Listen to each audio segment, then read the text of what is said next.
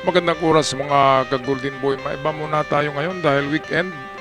Kanina lamang ay nasa oval kami sa grandstand. Sa track and field oval.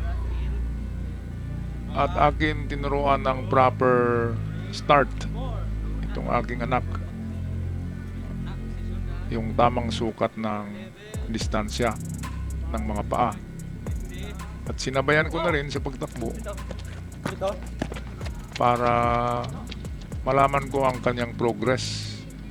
So okay naman kasi talagang inubos ka na yung lakas ko pero nandyan pa rin siya sa tabi ko. Ibig sabihin ay pwede na. Kasi ang mga kasabay nito nasa ano lang 13 years old below ang ganyang mga kasabay. Kasi ito'y 13 pa to, magka-14 pa lang. Kaya sa regional games dito sa rehiyo namin, merong regional games na mangyayari next month. Ay, of course, first time niyang sumali. Ako yung bali pangalawang coach maliban sa coach niya doon sa kanyang school. Ay personal ako na nag-coach sa kanya.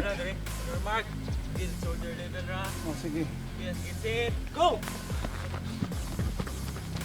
Sige, abot sa puste.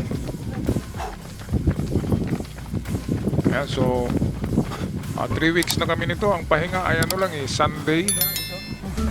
Ang pahinga. So 6 days a week. Napapagod na rin ako pero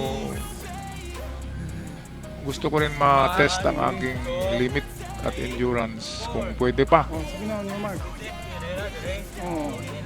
Kasi noong kabataan ko ay sumasali ako sa duathlon at triathlon. Yun yung mga endurance sport.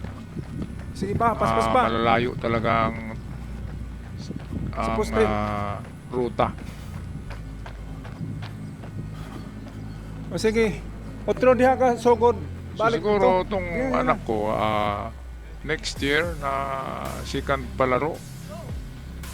Paspas, eto na usako. Yung second time niya ay baka mas mabilis na to.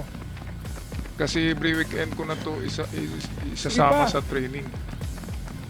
Sa high altitude, mga bundok na matataas, yun ang magandang trainingan para yung oxygen sa katawan mo ay sanay ka sa mahinang oxygen.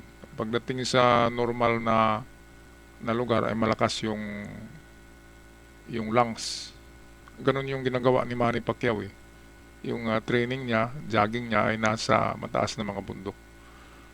So itong taho, ito yung isa sa magandang power foods kasi ito yung soya beans. Ang beans ay nagbibigay ng power sa atleta. Kaya nga yung peanut at saka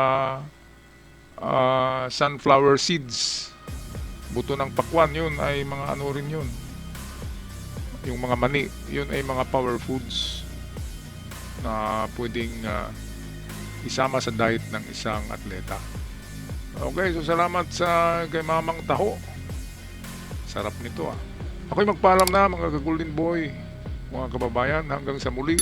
At huwag kalimutan mag-ehersisyo kada weekend para manatili tayong malusog mga ka-Golden Boy. Ako'y magpaalam na hanggang sa muli.